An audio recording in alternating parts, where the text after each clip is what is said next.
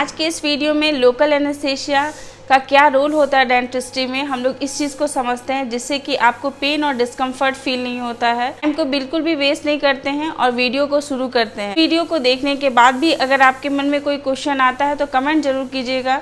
आपको बहुत जल्द उसका आंसर मिलेगा। हेलो दोस्तों, कैसे हैं आप सब। मैं आपकी डॉक्टर ज्योति पांडे। लोकल एनेस्थीसिया का हमारे डेंटिस्ट्री में बहुत इंपॉर्टेंट रोल होता है, क्योंकि हमारे जो क्लिनिक होते हैं उसमें जितने भी काम होते हैं आपके डेंटल से रिलेटेड, जैसे कि दांत को निकलवाना हो, दांतों में फिलिंग करवाना हो, जिसको कि हम लोग मसाला डालना बोलते हैं, या फिर इसी को रेस्टोरेशन भी बोला जाता है। दांतों की स्केलिंग हो, मसूड़े की कटिंग की जा रही हो, या मसूड़े से अगर पस वगैरह आता है उसकी कोई रिपेयर का काम किया जाता है, कि दांतों पे ब्लीचिंग की जाती है, पॉलिशिंग की जाती है, या फिर आप में कैपिंग लगाए जाते हैं, ब्रिजेस लगाए जाते हैं, या फिर आपके दांतों को सीधा करने का काम किया जाता है। चाहे कोई भी ऐसा काम हो, हर काम को करते समय आपको थोड़ा सा झंझनाहट, थोड़ा सा डिस्कम्फर्ट फील होता है, बट उसको आपको सही करने के लिए आपके जो डेंटिस्ट होते हैं वो लोकल एनेस्थीसिया का सहारा लेते हैं। क्योंकि बहुत सारे लोग ऐसे होते हैं जो कि एक सिंपल सी स्केलिंग को भी बिना लोकल एनेस्थीसिया के प्रेजेंस में वो नहीं करने पाते हैं,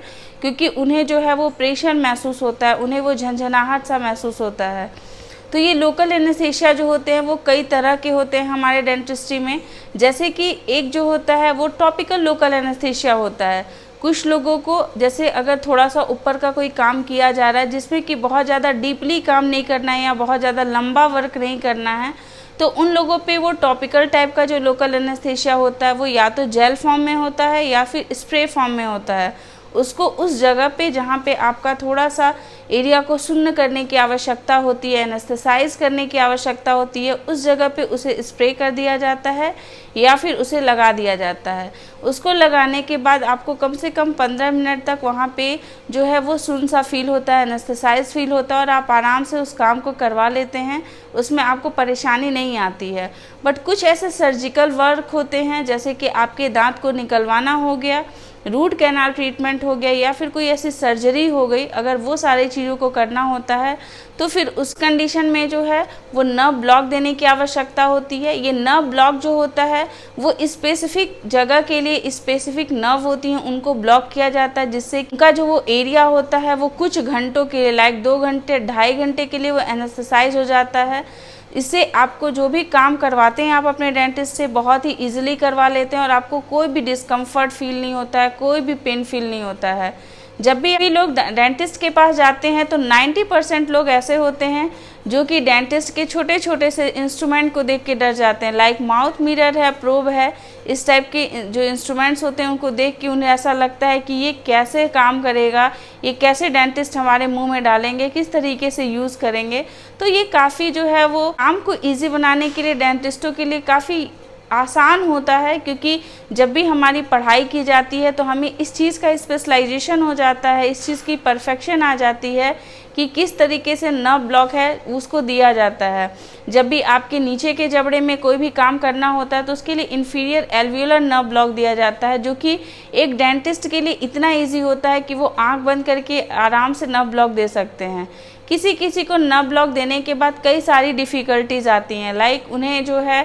वो पेन होते रहता है। अगर इस टाइप का कोई भी प्रॉब्लम होती है तो इसके लिए हम लोग जो है उसकी एनाटॉमिकल जो कुछ वेरिएशंस होती हैं उसको हम लोग ज़िम्मेदार मान सकते हैं, क्योंकि हर किसी की जो बनावट होती है वो मैक्सिला और मैंडिबल की वो अलग अलग टाइप की होती है, तो ऐसा हो सकता है। या फिर कुछ लोग जो हैं वो हैबिट्स में अगर होते हैं तो उनमें जो रिक्वायर्ड जो डोजेज होती हैं एनेस्थीसिया की उसको भी बढ़ा करके देने की आवश्यकता पड़ती है, नहीं तो उनमें एनेस्थीसिया जो है वो काम नहीं करता है। जब भी हम लोग नर्व ब्लॉक देते हैं तो पेशेंट को कम से कम 10 मिनट के लिए उसे छोड़ देते हैं, ताकि ये एनेस्थीसिया जो है वो अपना अच्छे से वर्क कर सके और हम लोग जब भी काम करें तो उसे थोड़ा सा भी पेन महसूस ना हो। कोई भी एनेस्थीसिया वाले पार्ट पे वर्क किया जाता है तो उसमें उसे हल्का फुल्का ठंडा, गर्म या फिर प्रेशर, ये सारी चीज़ें जो हैं वो पता चलती हैं, लेकिन हाँ सिर्फ उसे जो है वो दर्द का आभास नहीं होता है, और ये जो है 2 से 2.5 घंटे के बाद नॉर्मल हो जाता है, फिर आपको वैसा ही फील होने लगता है।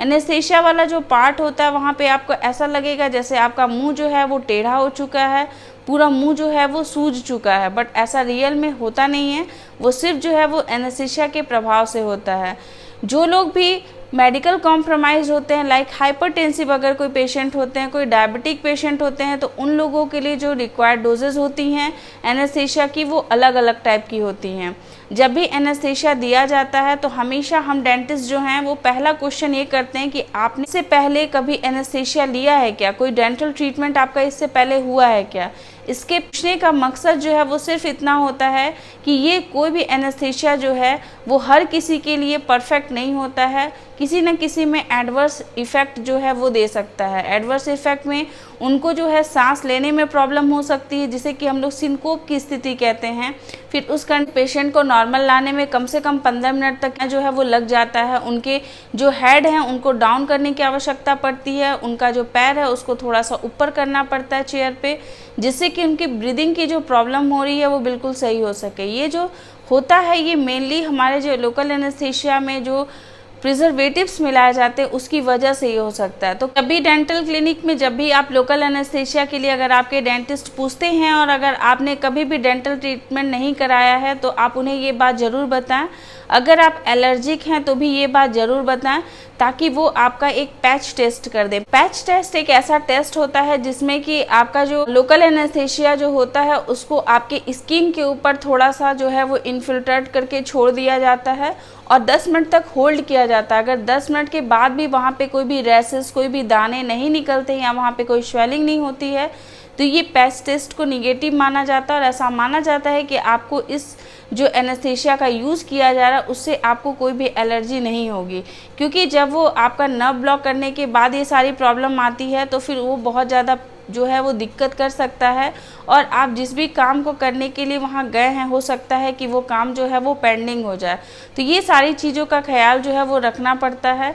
तो इसी तरीके से आपके जो डेंटिस्ट होते हैं आपके लोकल एनेस्थीसिया के लिए एकदम परफेक्ट डॉक्टर होते हैं। तो इसीलिए कभी भी जब भी आप कभी डेंटल ट्रीटमेंट कराएं तो लोकल एनेस्थीसिया को लेकर के आप बहुत ज़्यादा चिंतित ना रहें, क्योंकि इसका असर जो होता है वो एक समय के लिए ही होता है। उसके बाद फिर जो आपकी कंडीशंस होती है वो बिल्कुल नॉर्मल होती है। लेकिन कभी भी डेंटल ट्रीटमेंट कराने से पहले आपको ज़रूरी होता है एक ऐसे डेंटिस्ट का चुनाव करने का जो कि आपके जो शहर है या फिर आप जहाँ रहते हैं वहाँ पे वो कई सालों से प्रैक्टिस कर रहे हों। क्योंकि अगर आपके थोड़ा सा भी कोई भी ऐसा प्रॉब्लम होता है तो उससे जो है वो आपको पैरेस्थीसिया की प्रॉब्लम हो सकती है और भी ऐसे बहुत सारी चीज़ें हैं जो हो सकती है। तो इसीलिए डेंटल क्लिनिक और डेंटिस्ट दोनों का चयन जो है वो आपको बहुत ही सोच समझ के करना चाहिए, क्योंकि ये ट्रीटमेंट जो है वो काफ़ी इम्पॉर्टेंट होता है, क्योंकि आपके ओरल कैविटी का ट्रीटमेंट होता है। ओरल कैविटी जो है वो आपके लिए काफ़ी इम्पॉर्टेंट होता है और यहाँ पे छोटी से छोटी कोई गलती हो जाती है तो वो अक्सर जो है वो बड़ी मेजर गलती में कन्वर्ट हो जाती है। आई होप कि आपको ये वीडियो अच्छा लगा होगा। अगर अच्छा लगे तो प्लीज़ लाइक कीजिएगा और ऐसे लोगों के साथ शेयर ज़रूर कीजिएगा जो लोग डेंटल क्लिनिक जाने से डरते हैं या डेंटिस्ट के पास ट्रीटमेंट कराने से डरते हैं। ऐसे ही आपके साथ हर छोटे से छोटे इन्फॉर्मेशन को शेयर करते रहेंगे, लाते रहेंगे नए नए वीडियोस। तब तक के लिए अपना ख्याल रखिएगा, अपने आसपास के लोग का ध्यान रखिएगा। Take care, bye bye.